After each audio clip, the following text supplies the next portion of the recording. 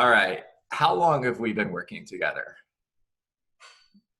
Just about a year now. Just about a year. And what were the first 90 days like? I was a sponge, I'd say, just trying to suck up everything I could and doing our morning calls, right? And taking a lot of notes and practicing here and there is probably not enough, but and no sales. Yeah, yeah, yeah. And you transitioned into real estate from another profession which you were very successful in, and real estate was brand new to you approximately a year ago, correct? Yes. Yeah, Yeah, I came from the cool. software industry. Yeah, there you go. And how many deals have you closed in the last 90 days? Um, I'm well, gonna I got I'm gonna about I'm gonna change that question because I don't like that question. I'm gonna ask a more open-ended question. Tell me what the last 90 days have been like for you. it's been a riot. Got about over the last 90 days, probably 7 listings. Um, and one, two, three, four, about 4 or 5 closes. And just, learning, getting my sea legs, I guess is how I would describe it. Where once you figure it all out, then you're like, just kind of like you always say, you get a lot more confident once you've figured it out. And then you're like, I just want the activity. I just need to be in front of people. And it just seems like everywhere I go, there is some type of opportunity if you look for it. There you go. Love, love, love that. So proud of you. So awesome. Thanks. Really awesome. Okay, guys, let's get started with reviewing what we've been talking about for the last week. We're on my 14-point listing presentation. And just to review, step one is the phone interview. That is a soft interview that you have the day before, in which you are going to ask questions in order to better prepare for the appointment and that script. Step two is prepare a CMA and supply and demand analysis. And we're pulling all of the properties that have sold. I didn't say comparables. We're pulling all of the properties that have sold within that neighborhood in the last 6 months. And we're creating a supply and demand analysis in order to determine how many homes are currently for sale in each price range, and how many homes are selling every 30 days, and therefore how many months of inventory we have based on price ranges. In other words, the difference between 550 to 6 and 6 to 650. Step number 3 is confirm the appointment. We confirm the appointment the morning of. I'm going to call Victoria. Hey, Victoria, John Dietz, Keller Williams Realty, confirming our appointment for later today at 4 p.m. And Victoria would say, yes, we are confirmed. love that. And hey, by the way, Victoria, when we get together today at 4 o'clock, are you going to be ready to list your home? I don't know what you have to say, so I'm not sure if I'm ready. Okay, awesome. See you at 4 o'clock. Now, if Victoria would have said no, it's still awesome. See you at 4 o'clock. And if Victoria said yes, of course, it's still awesome. See you at 4 o'clock. But now I know she's ready. Now I know I'm going into that appointment and she's ready to put her home on the market. When I'm on my way, I am going to call and confirm the appointment again. Hey, Victoria, John Dietz, I'm on my way. Should be there right by 4 o'clock, unless I run into traffic. If I do, I'll give you a call. Now, you've confirmed the appointment twice. You're demonstrating that you care about the seller, that they can trust you, that you're a professional. All right. Step number 4, get on the listing channel, and that's all about mindset. Step number 5 is your Kodak moment. And remember, that's not about taking pictures. We're knocking on the door, and that's your first impression. You have 10 seconds to make a great first impression. That's your Kodak moment. When Dave opens the door, hey Dave, John Dietz, Keller Williams Realty. I'm so excited to be here today. We had an appointment for 4 o'clock, and it's 4 o'clock. May I come in? All right, when I step into the front door, wow, you have an absolutely beautiful home. I'm so excited to be here. Before I go any further, would you like me to take my shoes off, or are my shoes okay? Little things make a difference. Be polite, be a professional. Hey, Dave, I'd like to set my things down at the kitchen table. That's letting Dave know that we're going to be meeting at the kitchen table. For those of you who have not been on these calls the last 4 days, I'm flying through this because it's a review, right? All of the recordings are on YouTube. You can go watch them. And you're letting Dave know the appointment's going to be at the kitchen table because that's where business is done. And then, Dave, what I would love for you to do is to take me on a tour of your home. I'm going to ask lots of questions. I'm going to take lots of notes because this is the information I'm going to use to help you sell your home.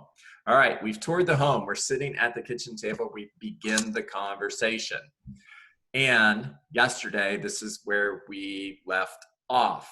So I'm going to pick up from begin the conversation. Somebody raise their hand and volunteer to be my role play partner.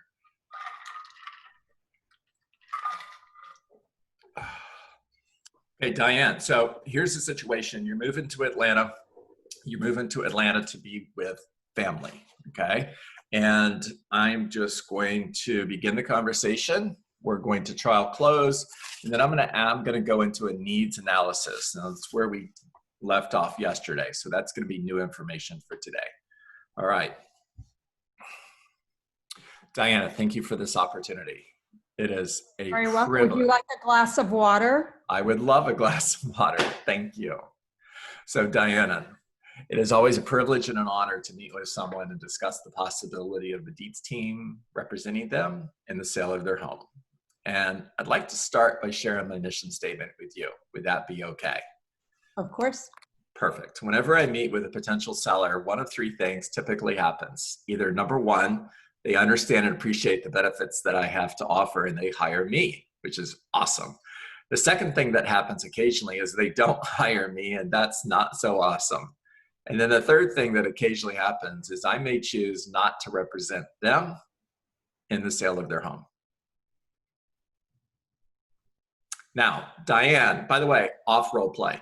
I paused because I'm waiting for Diane to ask me, why would you not take my listing? Now, if she doesn't, I'm not just going to sit there and be silent forever. I'm going to short pause. And if she doesn't, I'm going to transition right to, you may be wondering why I would choose not to take someone's listing. And I actually think you're going to really, I actually am. yeah, cool. And I think you're going to really like the answer. You see, Diane, if I feel that a seller has a goal that I cannot meet or exceed, I would rather turn the opportunity down today than let you down 6 months from now. Even before trying?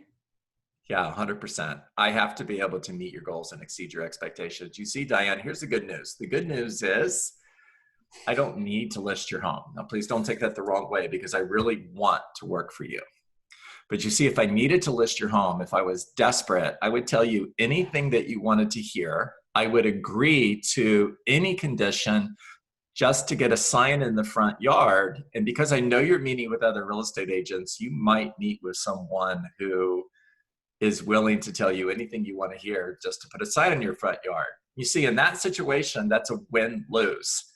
And unfortunately, you would be the one who would lose. The realtor still wins because a sign in your yard is going to create phone calls. Those phone calls are going to turn into buyers. Those buyers are going to buy a home, just not your home.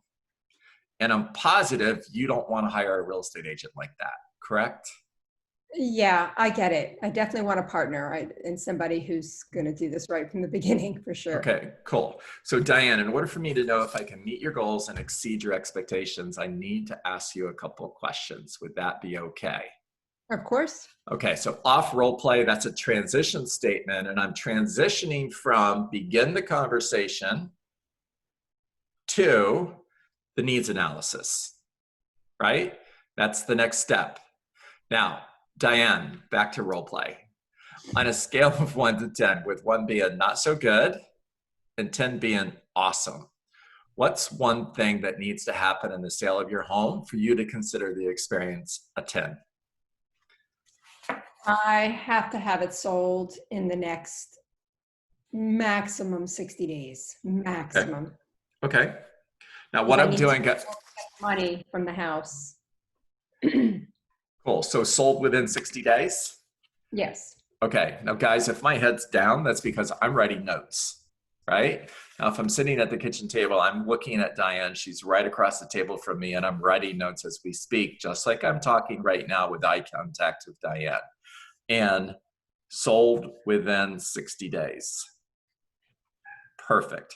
Now, Diane, tell me what that does for you. Selling it in 60 days? Yeah. Why is that important? Well, because we just purchased a home in Atlanta. And even though we have a partial payment ready to go, we need the other $250,000 from this house for the other part of the payment because we want to put 20% down. Yeah, that's Yeah. awesome. Congratulations. Thank you. So you just purchased a property in Atlanta. When are you closing on that? 60 days. There we- So it's going to be actually they're not that flexible. Let's see, it's August 4th. Yeah, no, October 1st. So it's less than 60 days. Yeah. Okay. Okay. Perfect. Awesome. So what's in Atlanta?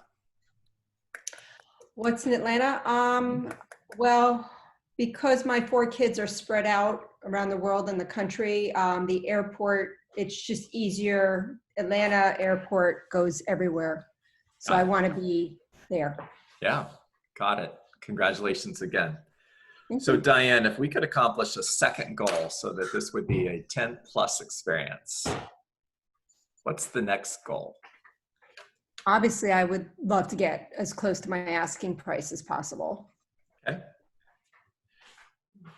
And based on homes that have sold in your neighborhood, what does that look like?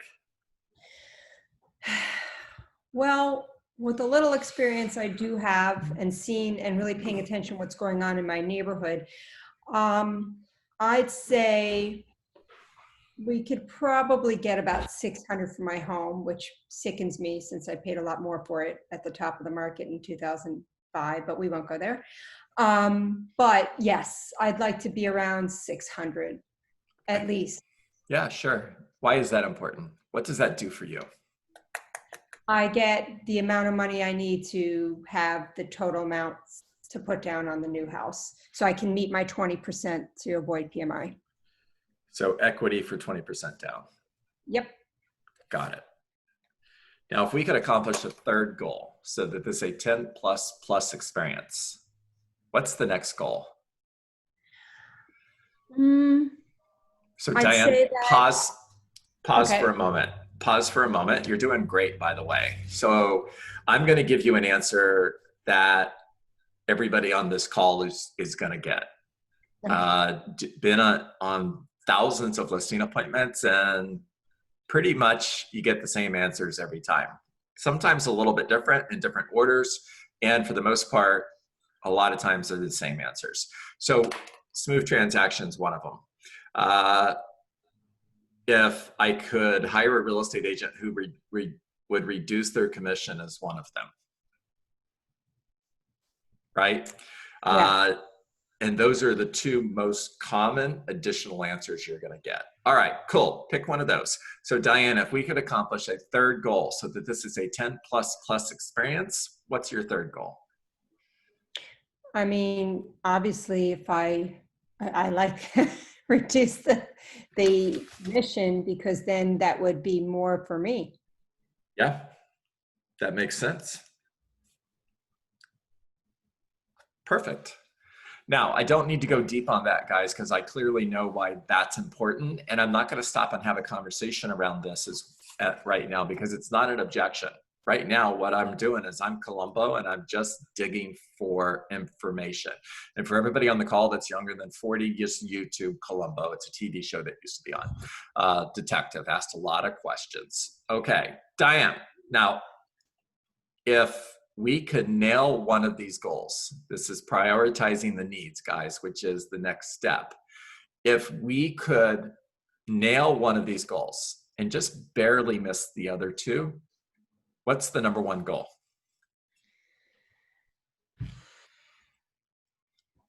Well, obviously we have to move in 60 days, but we do need to get the price. And I did I'm not trying to overprice my home. But I don't even know what to pick of those. We have to move in 60 days. So it's moved within 60 days. Yeah, and I pushed on this new house because it has like so much land. So Yeah. Yeah. That's I exciting. got my husband's, I'm counting on you, John, because I told my husband, I heard John Dietz is the best. Gonna call him. Cool. Well, I'm excited for you. All right. So if we had your home under contract and you were moved within 60 days in order to be able to purchase, now remember, guys, I'm going to get off role play for a moment. I'm just going to give you something that you need to write down. Logic makes us think, emotion makes us act. And I'm going to keep using logic and emotion in order to help Diane make a great decision. And I'm going to keep tying things to emotion because the emotion is the action that I want her to take is to hire me. All right. Now, Diane, so if we were able to get your property under contract and get you moved to Atlanta within 60 days so you could close on that beautiful new home. However, if we got a little bit less than $600,000 and if my commission was not negotiable, that would still be a 10. Is that correct? How much less? Well, you have to pick one. So if you're going to pick 60 days in order to move, and the reason we're doing this, Diane, because in real life, you're going to have to do this later on. You're going to have to make decisions based on what's most important to you. Well, definitely moving in 60 days is going to be most important because we've already committed. Perfect. So if we had you moved into your new home within 60 days, you missed your asking price, and my commission was not negotiable, that would be a 10. I mean, I'm not going to give it a 10, but I would maybe settle for it depending on the price. I'm just playing hardball. Sorry. It's okay. And this is good for everybody in the Real group. life. Yeah. It's real life. And in real life, I'm just going to keep going back and say, you have to make a decision based on what's number one. So definitely moving in 60 days. I just need to know what are you talking about? Like how low? Okay, cool. So if we get accomplished, you don't have to address every question that comes up, guys. I'm ignoring that. It's going on the shelf for right now. If we could accomplish a second goal and just barely miss the third, what's the second most important goal? Obviously the price. Okay, cool. So here's what I'm hearing you say. If we got your home under contract and got you moved within 60 days so that you could be in that beautiful new home in Atlanta with your family, emotion, guys, and we got close to the asking price, but we didn't necessarily get the price, and my commission is not negotiable, that would be a 10. I guess so. So I'm going to ask you a different question because I know you don't like that question. That would be a 10. Would you sell your home? If I got you to Atlanta within 60 days in that beautiful new home with your family, we got close to your asking price, but didn't quite make your asking price, and my commission was not negotiable, are you still moving? Yeah, I would just figure it out. Yeah. Okay, perfect. Now, Diane, before we move on, if I could demonstrate that I'm the right agent for the job in order to reach these goals, are you ready to hire me today? Oh, absolutely. Cool. Let's get started. All right, so cool, let's get started is a transition statement in order to move to the next step, which is step 11, satisfied needs and expectations. And that's where we'll pick up tomorrow. And that's where I'm going to demonstrate what I'm going to do in order to meet all of Diane's goals and exceed her expectations. All right, raise your hand, ask me questions.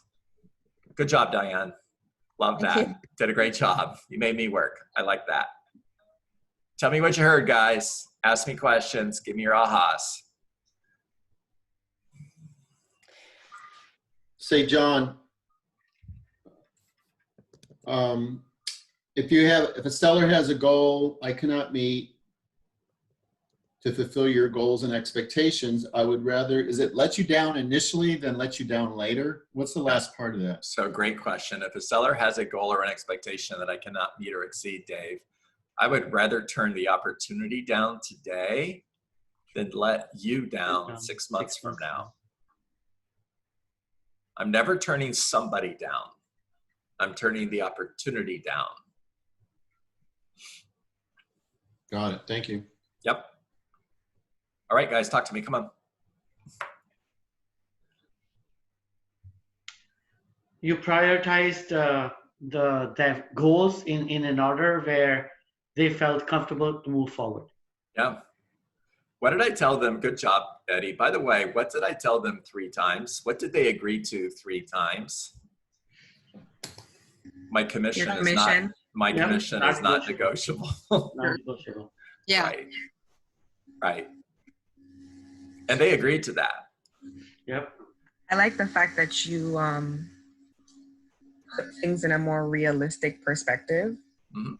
I know sometimes when someone doesn't really know the ins and outs of, you know, how to do something, having a professional in front of them and kind of just giving them a reality check, like, look, I know that these are all your goals, but reality is that we might not be able to accomplish 100% of them. So if we could do 95% or 98%, you tell me what your goals are, and I'm here to help you. So I like how you did that. Great job, Danielle. And what's also important about that is until we went through this exercise, they don't even know the answers to those questions. Yes. This is a consultation. This is not a sales pitch. And I am going through a consultation to help my clients self-discover what their goals are in order to help them make a good decision. John, Yes. so what do you say to those people? Because I know there are many of those people who just kind of give you the I don't knows to those questions. Like, I don't know. Like, how do you guide that conversation? If you did know, Danielle, what would the answer be? Okay. Yeah. If you had to answer the question today, what would it be?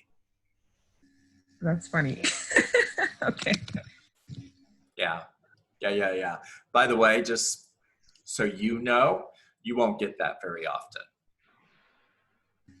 Okay. Yeah. I have a question. Yes. Talk to me.